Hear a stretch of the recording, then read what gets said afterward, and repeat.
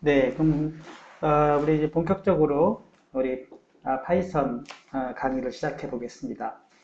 제가 사용하는 책은 초보자를 위한 파이썬 200제 요거를 사용하게 되겠고요. 교과서 24쪽부터 한번 살펴보도록 하겠습니다.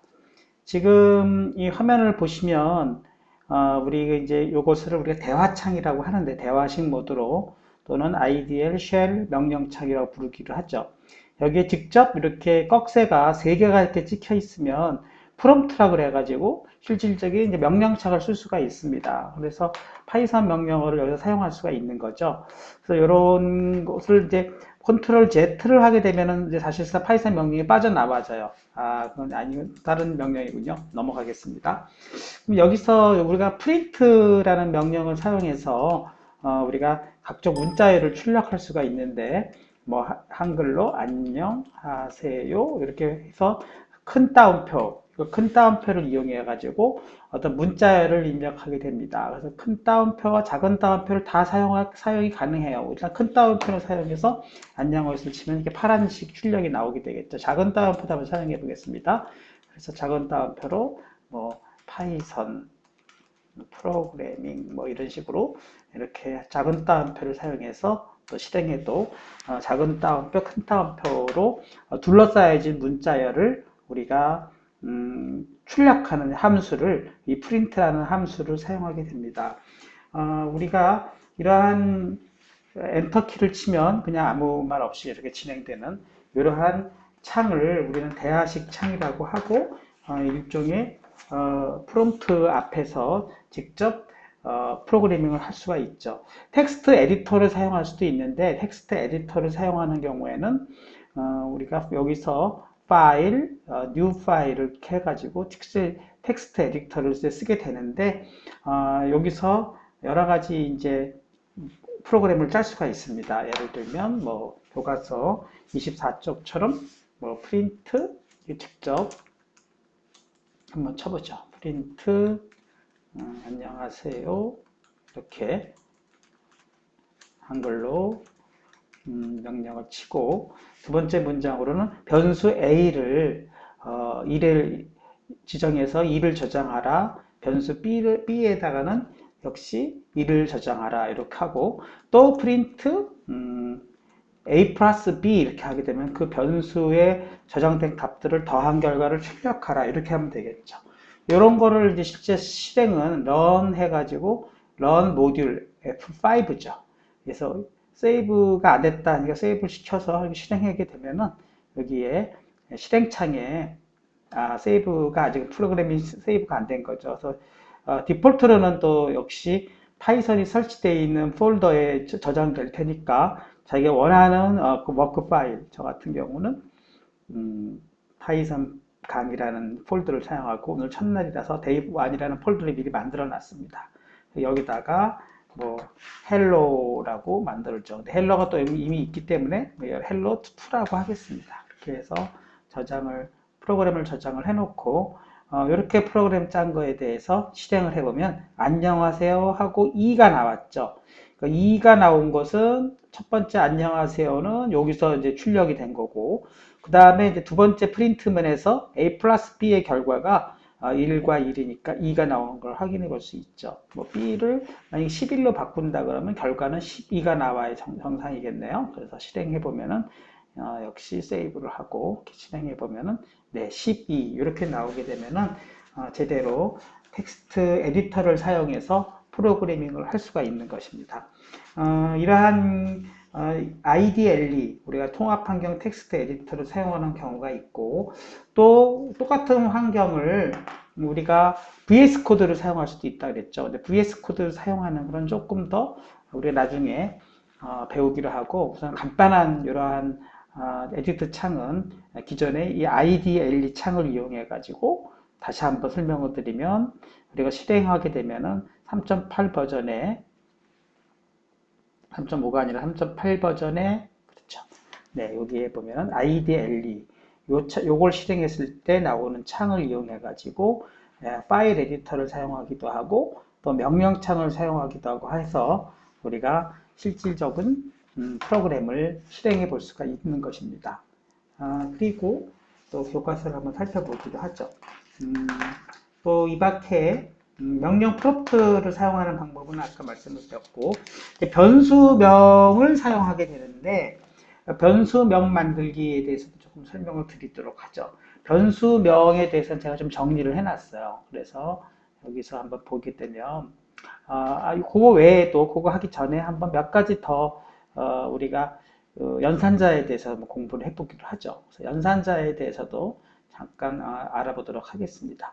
첫 번째로는 더하기 연산자, 빼기 연산자, 곱하기 연산자, 나누기 연산자, 제곱 연산자, 정수 나누기 연산자 등이 있는데 이거에 대해서도 한번 살펴보도록 하죠.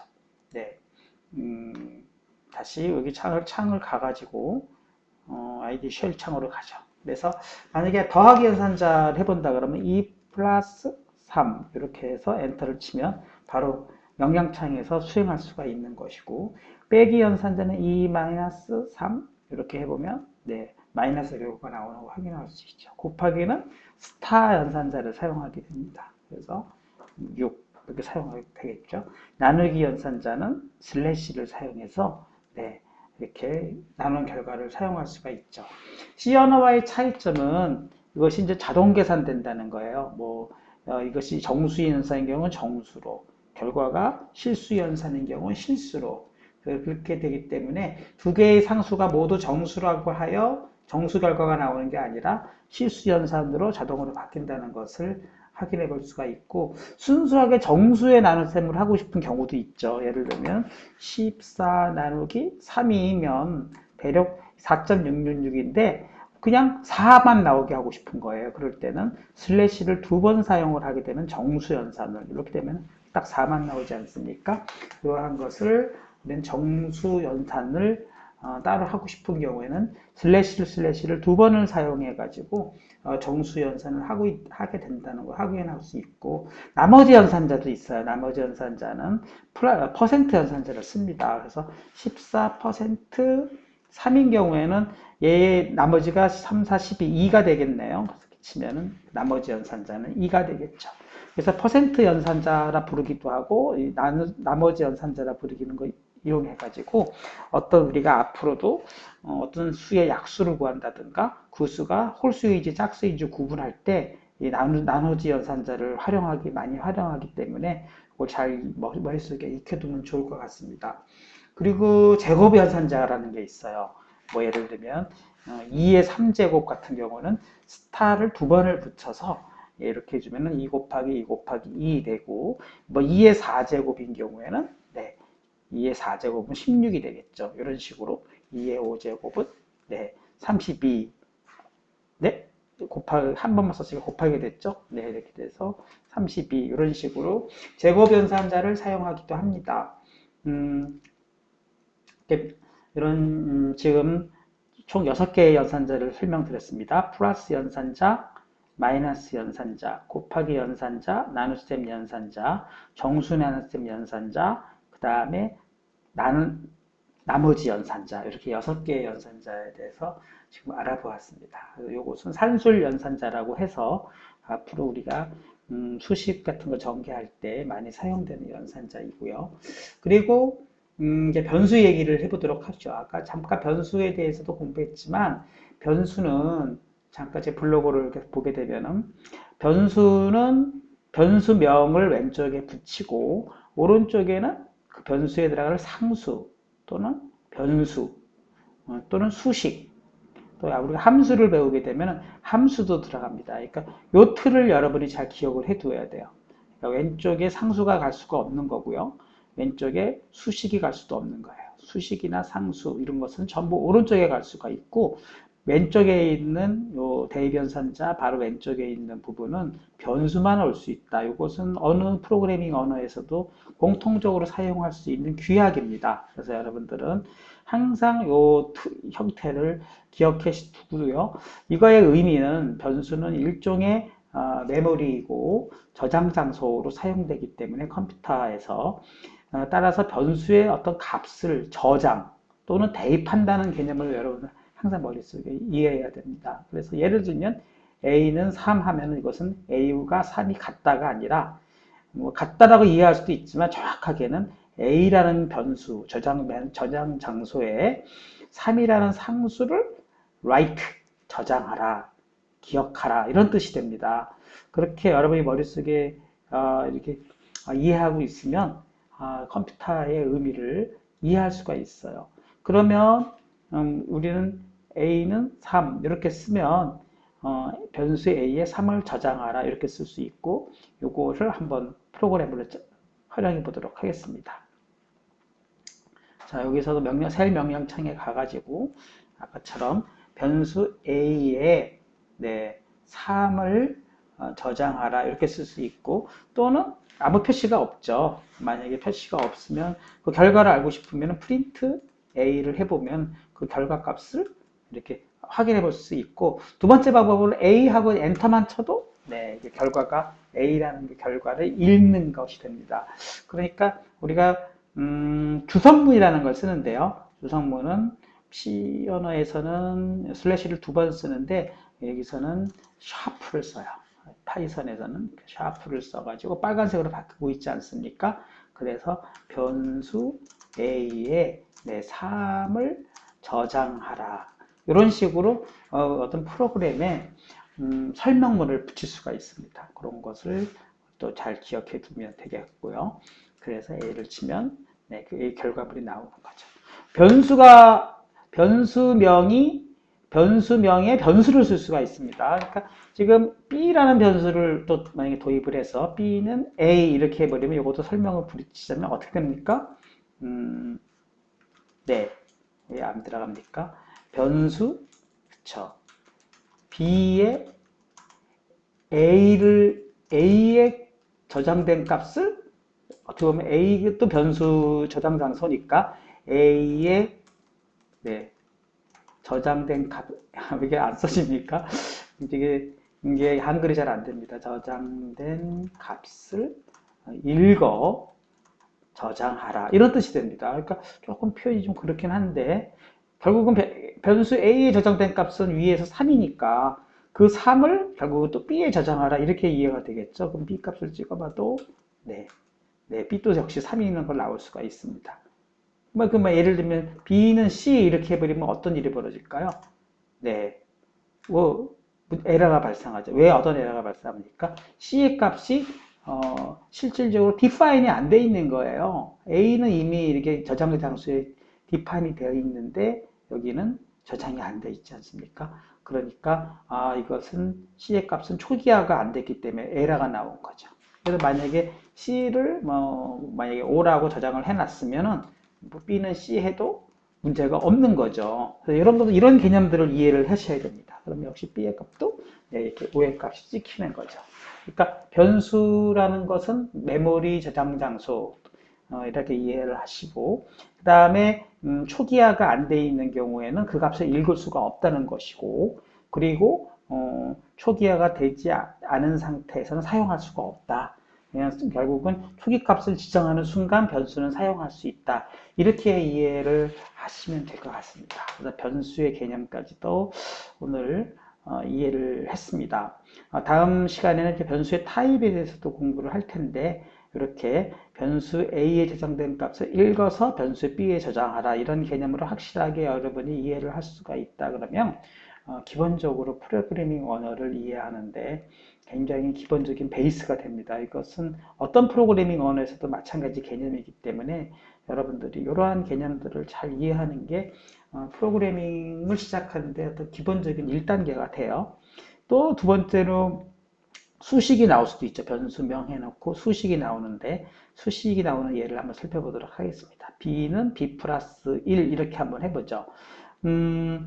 자, 이게 B는 B 플러스 1 이게 등식이라 그러면 이게 말이 안 되는 거죠. 왼쪽 항이 B인데 오른쪽 항이 B 플러스 1이라는 게 그렇죠. 등식이 안 맞을 수가 있는데 컴퓨터에서는 이것이 맞는 표현입니다. 왜요?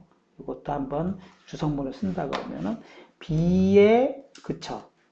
저장된 값을 읽어서 변수니까 저장소라 그랬으니까 저장값을 읽어서 그 값에 그쵸 2를 더하라 그쵸 그럼 지금 B는 마지막으로 5가 들어가 있잖아요. 그러니까 2를 더하면 6이 되겠죠. 더한 결과를 다시 B에 저장하라. 이런 뜻이 됩니다. 그러니까 여러분이 이게 굉장히 중요한 의미가 있는데 B의 값을 찍어보면 당연히 6이 나오겠죠. 아니죠. B를 자꾸 찍어보면 6이 나오겠죠. 결국은 왼쪽에 있는 B는 new B가 되고 오른쪽에 있는 B는 old B가 됩니다. 그러니까 old B는 연산을 하기 전에 저장된 값이죠. 그렇죠. O 같은 경우. B는요. 연산이 한번 일어난 이후에 새로 저장된 값이니까 그것이 새로운 B, new B가 되는 거죠. 여러분들이 이런 개념, 왼쪽은 같은 B는 B 플러스 1 이런 표현은 무조건 대입 연산자로서의 등호를 연산자로 이해를 한다는 것이고 왼쪽은 새로운 B, 오른쪽은 옛날 B 이렇게 생각하시면 되겠고 이전에 저장된 값을 읽어서 그 값에 1을 더한 결과를 이게 수식이 되는 거죠. 그 결과를 다시 B에 저장하라. 이런 개념을 잘 이해한다면 변수의 수식이 들어간 경우를 여러분이 정확하게 이해할 수가 있는 것입니다. 그러면 이것을 여러 번 하는 경우는 어떻게 될까요? 여러 번 하게 되게 되면은 어떤 일이 발생하는지 보겠습니다. 자, B는 B 플러스 1 이렇게 해놓고 또 B는 B 플러스 1 뭐 이런 식으로 여러 번. 그러면 이게 어떤 일이 벌어집니까? 뭐 이걸 복사해가지고 뭐 계속 뭐 여러 번 했다고 칩시다. 네. 자, 이렇게 되면은 이게 어떤 일이 벌어지는지 한번 볼까요? 이게 마지막으로 저장된 값이 6이었는데 한 번, 두 번, 세 번, 네 번, 좀 많이 해가지고 5번, 6번, 7번, 8번, 9번을 한 거잖아요. 그러면 이 값이 뭐가 나와야 될까요? 네, 그렇죠.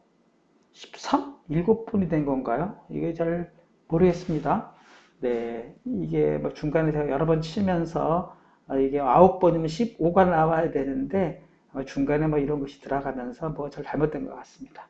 네, 다시 처음부터 해보겠습니다. B는 6으로 가고요. 네, 한 번, 두 번, 세 번, 네 번, 5번, 6번, 7번, 8번, 9번. 네, B 값을 찍어보면 정확하게 15가 나와야 되겠죠. 이런 식의 개념. 여러분이 B는 B 플러스 1이라는 요 연산의 의미를 정확하게 안다 그러면 초기 값을 얼마로 해놓고 그 값을 계속 반복 계산하게 되면 B의 값이 어떻게 변화하는지 그걸 정확하게 이해하는 것이 매우 중요합니다. B는 B 플러스 1이라는 것을 조금 더 간략하기 위해서 이런 표현도 씁니다. B 플러스 플러스 이런 표현도 써요. 플러스 플러스 연산자라고 그러는데 이것도 여러분이 좀 이해해 뒀으면 좋겠습니다. 그래서 플러스 플러스 연산자는 중첩 연산자라고 해서 역시 B는 B 플러스 1 요것을 추격할 수 있는 그런 표현입니다. 연산이다. 그렇게 되니까 그 결국은 B 플러스 플러스 인밸리드 신텍스 이렇게 나오네요. 죄송합니다. 그게 아니군요. 이게 제가 시어나라 헷갈렸습니다. B는 플러스 요거군요. 요건 가능하죠. 네, 죄송합니다. 네, 중첩연산자 플러스 플러스는 없어졌군요. 네, 시연에서만 사용하는 거고 우리 뭡니까? 시언어에서는 플러스 1, 플러스 1 중첩연산자를 사용하는 것을 이렇게 하겠습니다. 다시 한번 하겠습니다. B 플러스 1은 이렇게 해주면 이것은 중첩연산자죠. 그래서 플러스를 먼저 붙이죠. 플러스는 연산자는 이런 연산자를 잘 안 쓰는 게 좋긴 해요. 네, 연산자는 2를 더하여 다시 저장하라 하는 연산자다 이렇게 하시면 되겠습니다. 1이 됐든 2가 됐든 이죠. 그쵸? 이 상수값을 더하여 어떤 상수를 더하여 또는 그 값을 더하여 그쵸? 다시 그 자리에 저장하라 이런 뜻이 됩니다. 다시 저장하는 연산으로 우리 중첩 연산이라고 이해하시면 되겠습니다. 1이 아니어도 된다는 얘기는 무슨 얘기죠? 예를 들면 지금 B 값이 마지막으로 뭡니까? 16으로 가 있죠? 그런데 B 17이네요. 그럼 17이 마지막인데 여기다가 플러스 어떻게 한다고요? 뭐 5라고 합시다. 그럼 어떻게 될까요? 17에 5를 더하여 다시 B에 저장하라 하니까 22가 되겠네요. 네. 그런 식으로 플러스 대입연산자, 중첩연산자에서도 이것도 많이 쓰는 표현이니까 이거 여기까지도 이해를 합시다. 그럼 마이너스의 경우도 마찬가지일까요? 그것도 살펴봅시다. 그럼 지금 17, 현재 B의 값이 최종적으로 22인데 B는 네, B-1 이렇게 해주면 어떤 결과가 나올까요? B에서 1을 빼서 다시 B에 저장하라 그랬으니까 네, 이건 21이 나오겠네요. 확인해 보겠습니다. 그래서 이렇게 치면은 21이 나오죠. 얘도 마찬가지로 여러 번 반복하게 되면 어떻게 되나요? 같은 일이 벌어지겠죠. 21에서 20, 아이고, 네, 이게 아마 여기까지가 들어가서 신텍스 에러라고 같습니다. 이게 인덴트가 함부로 들여쓰기가 함부로 들어가면 안 되기 때문에 복사할 때 문제가 발생할 수가 있습니다. 네, 다시 그러면 이 상태에서 복사 여기까지 인덴트 이제 들여쓰기라고 합니다. 그래서 들여쓰기는 나중에 파이썬에서 우리 중괄호의 역할을 하기 때문에 아주 중요하니까 마이너스 요것만 잘 복사를 해서 네, 여기까지 왜 안 됩니까? 그냥 칠게요. B는 네, 네, B는 B-1 이렇게 해주게 되면은 네, 지금 B가 최종적으로 얼마가 됐습니까? 20이 됐죠? 그러면 이제 B는 B-1을 여러 번 치기 위해서 제가 복사를 하는 과정에서 아까 조금 인덴트, 빈칸이 들어갔는데 빈칸이 안 들어가도록 해가지고 이제 19가 됐겠죠? 18, 17, 16, 15, 14 확인해 보겠습니다. 네, 14로 이렇게 되는 것이고 얘도 역시 중첩 연산자로 계속 쓴다고 한다면 이런 게 가능해지는 거죠. B 마이너스는 네, 뭐 1 이렇게 해주면은 하나씩 줄어들게 되겠죠. B는 네, 13 이렇게 줄어듭니다. 그리고 아까처럼 얘도 역시 여러 번 반복하게 되면은 어떤 일이 벌어지나요? 네, 13에서 12, 11, 10, 9, 8 뭐 이런 식으로 줄어들겠네요. B값을 치고보면은 이렇게 8이 나오는 걸 확인해 볼 수가 있습니다. 뭐 1이 아니어도 상관없는 거죠. 뭐 3 정도를 하더라도 현재는 뭐가 될까요? B값은 네, 5가 나와야 되겠죠. 여러분들 이런 거 이렇게 변수의 수식을 사용하게 되고 변수의 수식을 사용하게 되면 수식의 결과를 다시 그 변수에 저장한다.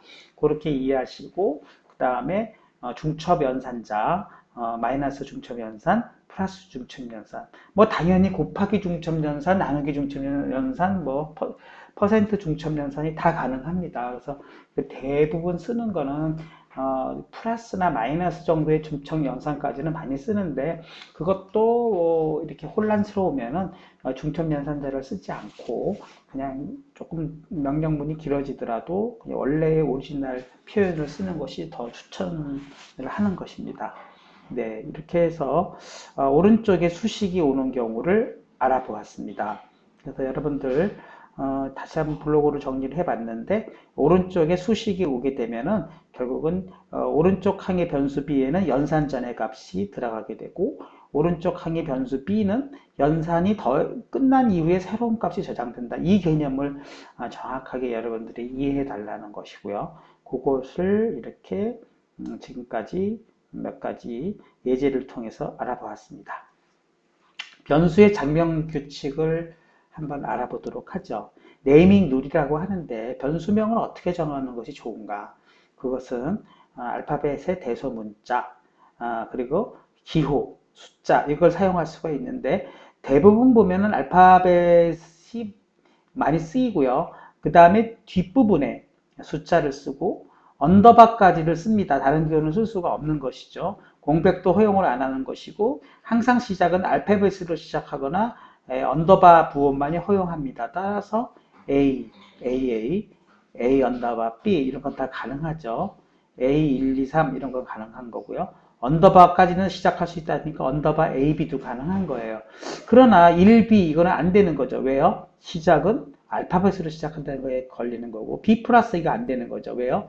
언더바 부화만 가능하다고 했으니까 안 되는 거고 한글 O도 안 되죠. 왜요?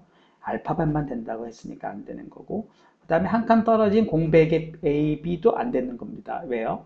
네, 공백을 허용하지 않는다고 되어 있기 때문에 그래서 변수의 이름은 이와 같이 쓰게 되면은 뭐 한두 개까지는 이렇게 막 쓸 수가 있는데 이 프로그래머는 이 변수들의 그 의미를 머릿속에 기억하고 있어야 알고리즘이나 또는 프로그램을 구성할 수가 있겠죠. 그래서 하나의 저장 공간인데 인간도 사람을 구분할 때 이름과 얼굴을 구분을 해서 저 친구가 내 동창이구나, 또 내 지인이구나, 또 내 친구구나 이런 거를 구분할 수 있듯이 변수명도 변수의 하나하나의 의미를 우리가 구분할 수가 없으면 프로그래머가 변수들을 활용할 수가 없겠죠. 그렇다면 이름을 붙일 때 우리가 고경철, 뭐 김민경 이런 식으로 이름을 붙이는 게 의미가 있지. A1, A3, AA1 이렇게 붙이면 누가 누군지 알 수가 있겠습니까? 따라서 변수가 몇 개 안 될 때는 그냥 이렇게 이렇게 붙일 수도 있지만 내용의 의미를 담고 있는 경우가 프로그램의 가독성, 리더빌리티가 좋아진다고 합니다. 그래서 가독성이 좋은 프로그램이 효율적인 프로그램이고 나중에 보수 유지가 상당히 좋기 때문에 우리 이왕이면은 변수의 의미, 나이를 저장하는 변수는 age라든가 무량하게 변수명은 한글을 쓸 수가 없기 때문에 이렇게 영어의 단어를 많이 사용하게 됩니다. 무슨 연도를 저장하는 것은 year, 뭐 어떤 값의 합수를 저장할 때는 뭐 sum도 여러 가지 썸이 있다면 n의 합은 뭐 sum의 언더바 n 이런 식으로 이렇게 이름이 의미가 떠오도록 그걸 니모닉이라고 하는데요. 이 니모닉하게 짓는 것이 좋습니다. 그래서 여러분들 여기까지 여러분들이 오늘은 두 번째 시간으로 변수를 사용하는 법 정리하자면 연산자를 6개의 연산자를 사용하는 법 여기에 지금 퍼센트 연산자까지 포함을 시켜보죠. 나머지 연산 네, 이렇게 해서 퍼센트가 포함되는 거죠. 네. 나머지 연산까지 해서 6개의 연산자를 아이디얼리 쉘 창에서 뭐 사치 연산 플러스 네, 여러 가지 연산을 더 해본 거죠.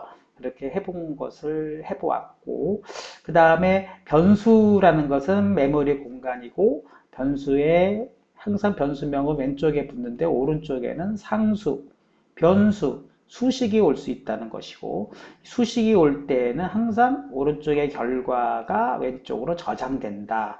그걸 머릿속에 잘 이해하고 있어야 여러분들이 이렇게 다소 혼란스러운 표현, B는 B 플러스 1과 같은 표현도 정확하게 여러분이 의미를 이해할 수 있게 되는 것이고 변수의 장명규칙, 장명규칙도 우리가 변수의 이름을 잘 지어야 오류가 안 나는 것이고 또 변수가 오류가 나지 않더라도 무작위적으로 변수의 이름을 네이밍을 하다 보면은 나중에 프로그램이 길어지거나 또는 많은 변수가 사용되는 경우에는 본인조차도 구분을 할 수 없는 그런 오류가 발생하고 있기 때문에 변수명을 잘 만드는 것이 좋은 프로그램을 작성하는 하나의 중요한 팁입니다. 그래서 여러분들이 그러한 변수명을 잘 이해할 수 있도록 이렇게 프로그램을 잘 작성하는 것이 좋겠습니다.